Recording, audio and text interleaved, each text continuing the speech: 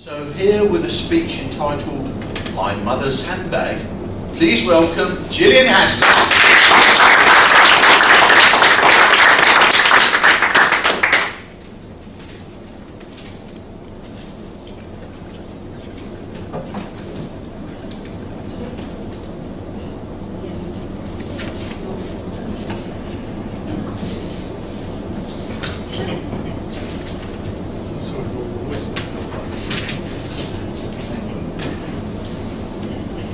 Mr. Toastmaster, fellow Toastmasters, and very, very welcome guests.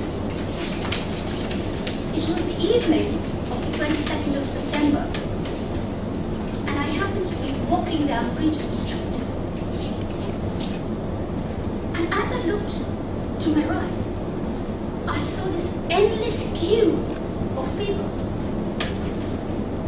Some were in tents, some were seated on chairs, some were even lying down on the footpath with teas and coffees, etc. And I thought, my goodness, vagrants have really increased in this city. And I kept walking, and this queue turned into these massive crowds of people, all facing one building. And I thought, maybe I need to get out of this area because something's happening here. Till I looked up and I saw it was the Apple building. And then I realized that these people were actually queuing for the iPhone 6, which was to be released the next morning. I really was taken aback with that most of these people in the queue already had iPhones in their hands.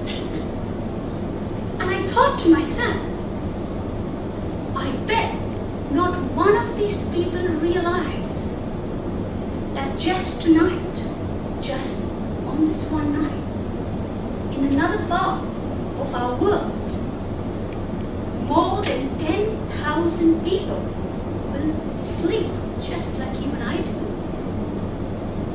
But they will never wake up again. Why? Not because of an illness or a disease or because they're in a war zone, but because of hunger alone. They will not wake up. And I bet none of these people. Ladies and gentlemen, this was not the case for my mother. She was always caring and happy, and just a fantastic person if ever you met one. And this is one of the reasons why I would like to share the contents of her handbag with you. If you notice, it's not a Gucci or a Louis Vuitton or a Prada. And in it, I'd like to share her spectacles that actually is one side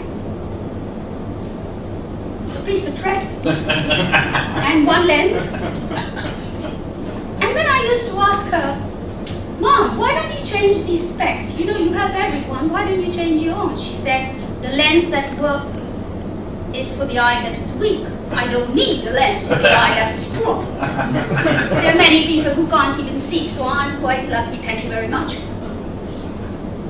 And then, this is her compact that I still keep.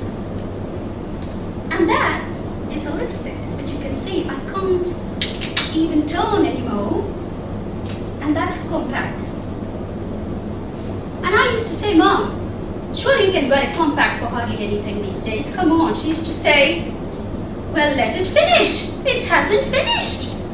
And you can see there are just little bits of powder left. But she was that kind of a person. And then her little change purse, with all her little change in it. And also, a letter, which she carried everywhere. And I used to wonder, she used to work for this association called the Anglo-Indian Association and collect the subscription fees for people who wanted to be members, and by paying those fees, they used to get help with medicals, school fees, food, all kinds of things. And she used to write letters for the people who couldn't afford to pay, so that she could try and convince the committee not to throw them off or let them go, but to keep them on so that they could get the help. And she used to write these letters for people all the time. This is what I found in her handbag, and it says, "This is Margaret Haslam, a walking dictionary. She can talk her way through heaven and hell." Yeah.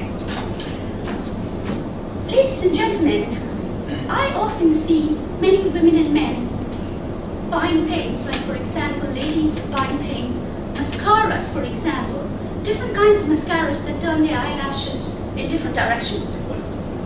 And I see men buying so many different gadgets. But do we really need all of them? Why do we buy stuff? I've done a little bit of research.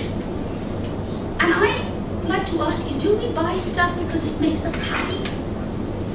Do we buy more stuff because it fulfills a need or a lack in some way? Or do we buy stuff because secretly we just need to keep up with our friends and relatives?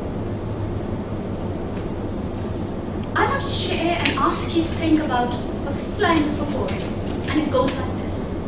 And so we go on searching in places of pleasure, seeking recognition and monetary treasure, unaware that happiness is just a state of mind within the reach of anyone who just takes time to be kind. I do believe that, like my mother, who was a very happy person, there is a lot to be gained in caring and thinking about the next person. I hope you do too, or at least until the release of the iPhone 7. Thank you very much.